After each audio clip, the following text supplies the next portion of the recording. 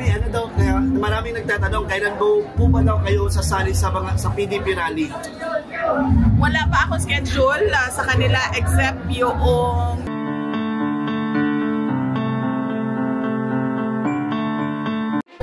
may igual ang kami ay lagi na Malacanang na may kinalaman sa politika kapag bumenta ng 20 pesos na yun ng bigas. Sabi ni Castro, walang kinalaman at pag sa pamalapit na halalan, wala rin timing ang pagbibigyan ng ayuda. Reaction lang.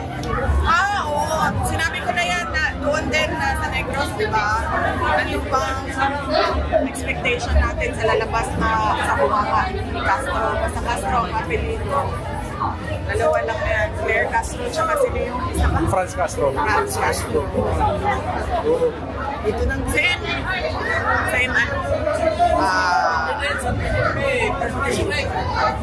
Saan Ano ba? Franz Castro. Claire Castro. Itinanggi nila ng Malacanang na itinanggi nila na planado yung plano nilang pabagsakin ng mga Duterte. Reaction po. Ano daw? Itinanggi nila na planado daw ang pabagsakin ng mga Duterte. Your comment po. Nakikita nila. Tinanggi po nilang Malacanang na hindi raw planado ang pagbabagsak ng mga Duterte. Okay. Ang mga tao na lang ang pasagutin nila at dapat nakikita na nila ngayon kung gaano kadali ang mga tao sa ginawa nila. Unang-una sa akin, sa impeachment at sa pag-kidnap nila kay President Duterte.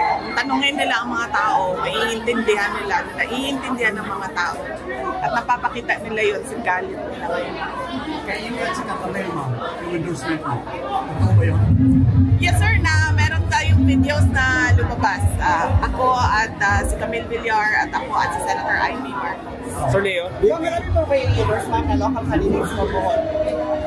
Katong diri, kaganina, sa listahan na one poll for good governance. Last question, Judge. One poll for good governance. Bibi, ano daw, maraming nagtatanong, kailan po ba daw kayo sasali sa PDP rally?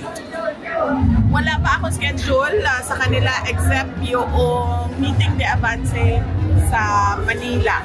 Dahil noong nag-decide ako na mangampanya para sa mga senators ni President Duterte, noong dinala siya sa The Hague, tapos na yung schedule na ginawa ng PDP. Hindi na siya pwede baguhin dahil nakahanda na lahat ng mga tao.